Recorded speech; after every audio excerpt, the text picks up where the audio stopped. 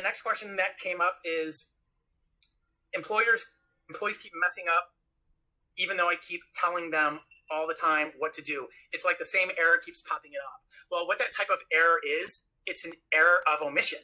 An error of omission means that it's a repeatable error. So it's kind of like, you have your kids or someone go do the dishes every time, and next thing you know, they keep having the error over and over and over again. You're just like, oh my gosh, why can they not get it right? Like what's actually happening? And you feel like you're managing this person. It's like, why can't I have this person get this right? Like, what is wrong? And as I've learned from my dad, it's never the person, it's the employee training and the system.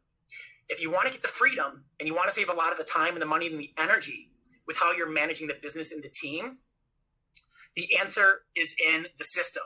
You go back to the clear documentation and the processes and you say, well, okay, is this right?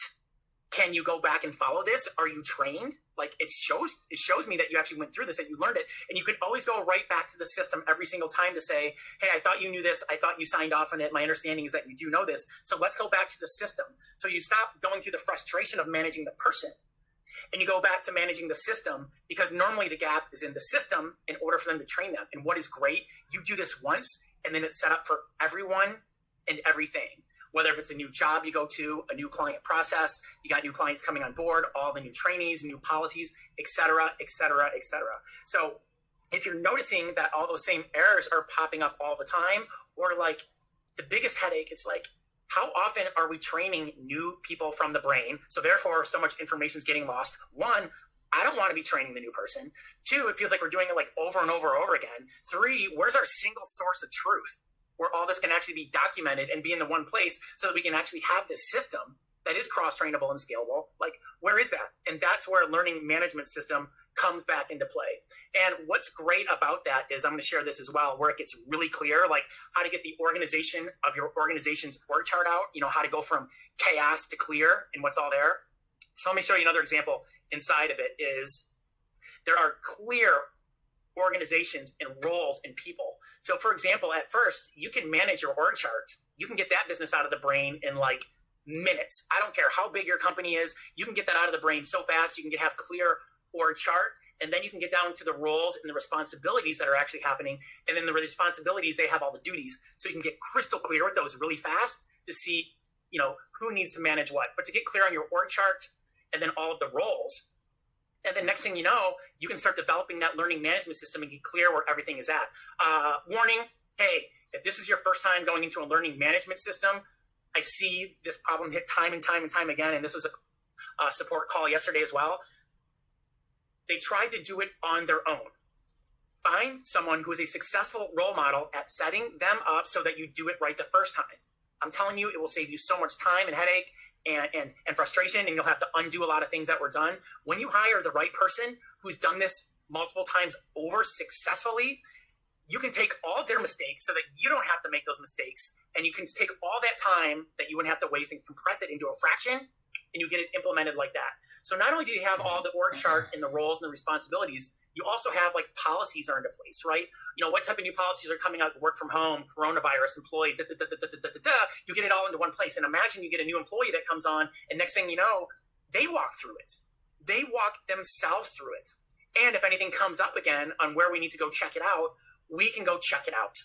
The organization means everything has a place and everything in its place, so it gets centralized, and that single source of truth, you just go from like chaos and disorganized to overwhelmed to clear, organized, systematic, and very efficient. So when you go from the org chart and the roles and you get people onboarded, then you start dialing in the actual processes and the procedures.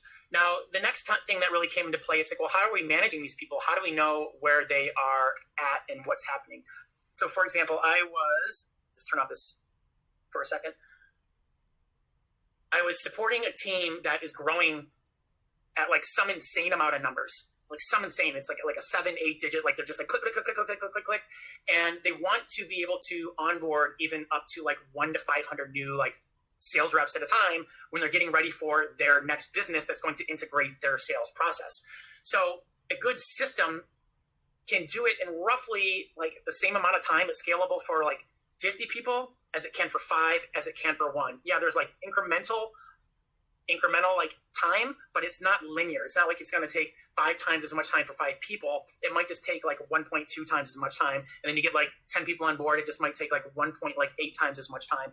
But there's like a linear, or there's a geometric support and a growth that's there. So then what's nice about a powerful learning management system is, imagine you just brought in 1 new person or 10. You want to know where they're at. You decided that you wanted to hire them. They want to be onboarded. You want to know what's happening. And hey, like, this is even for things like hiring. Think about like this, even like hiring a new like cleaner, hiring a new like bathroom person, hiring a new like this person to come in and do this random duty once every single week. It's the same thing. It's such a simple process, a simple system and process to manage all your systems and processes so that you can actually keep it all together. But whether if you're hiring like 1 person or 5, I can actually see, you can see where everybody's at.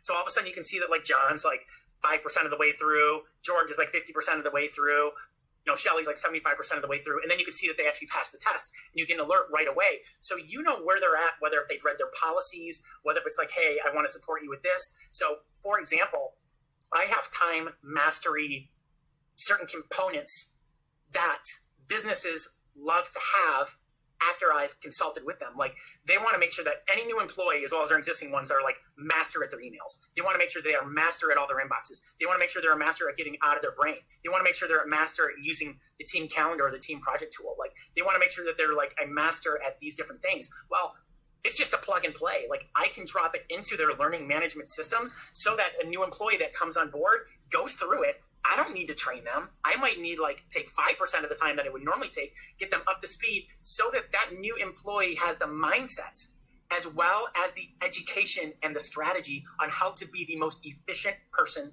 ever with their organization. So now that I have that into play and I have all my things, I can plug and play that into organizations that I've consulted with, or even like new ones that I haven't. But it's super easy to see where everyone's at by subject as well as by the entire role, like with just simple reports that are there. So it just comes back to recurring, like managing that recurring nature of your company's roles and responsibilities and processes.